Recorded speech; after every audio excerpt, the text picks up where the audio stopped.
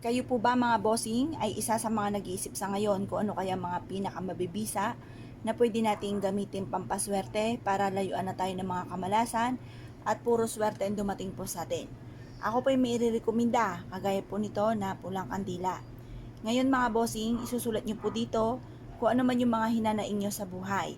Pero iingatan niyo po ito, hindi ito pwedeng maputol. Kapag po ito naputol, asya uulit po kayo ng kandila mga bossing. Dapat ang ating kandilang ito ay hindi po mapuputol. Ngayon po mga bossing, pwede rin naman para sigurado kayo na hindi mapuputol, ay ibulong nyo na lang sa kandila kung ano man yung mga hinanain nyo sa buhay. Sabihin nyo po dito, sa pamamagitan nito ay magtutuloy-tuloy na ang swerte po ninyo at ang mga kamalasan na yan ay mawawala na. Ano po ba yung mga kamalasan na sobra-sobra na parang ikaw ay mapapasigaw na sa langit?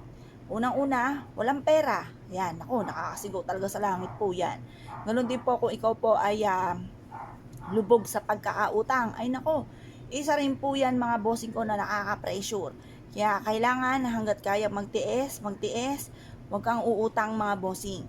Ngayon po mga bossing, mas mainam din na kung kayo po ay may pagsubok sa inyong kalusugan, sabihin nyo rin po dito, yan yung mga nakaka-pressure talaga mga bossing ko na mga problema natin. Or kaya po sabihin niyo po dito na kayo magkaroon ng mahabang buhay at gumaling na po kayo. Kailanman na hindi na kayo magkakaroon pa ng karamdaman.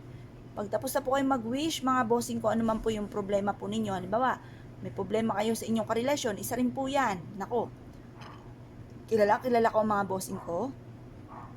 Pag may problema sa kanilang karelasyon, yan ang pinakamakulit kaysa sa pera.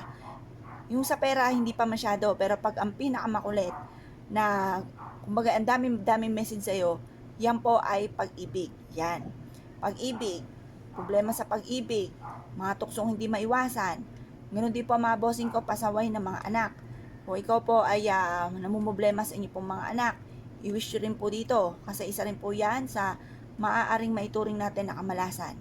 Tapos, pangatlo, yung halimbawa, lapitin ka ng mga taong chismosa. Yung mga hindi mo naman inaano pero inaano ka. Yan po, yung mga yan, na nape-pressure ka na. Pero kung hindi ka naman nape-pressure, huwag mo na lang pansinin. Pero kung nape-pressure ka na, naapektuhan ka na, pati pamilya po ninyo, kailangan nyo po ng mga ganito, mga bossing. Basta pag ginawa nyo po ito, naniniwala ka, mga bossing ha. Kasi baka pag gumawa kayo ng ganito, tapos hindi naman kayo naniniwala, ay di, epekto itong ating gagawin. Kaya kailangan naniniwala po kayo. Pagtapos na po na kayo mag-wish, mga bossing ko dito, ito po ay kailangan maitatayo natin itong kandilang ito na nakatayo talaga. Kumuha kayo ng lagayan, platito or baso. Hindi siya pwede sa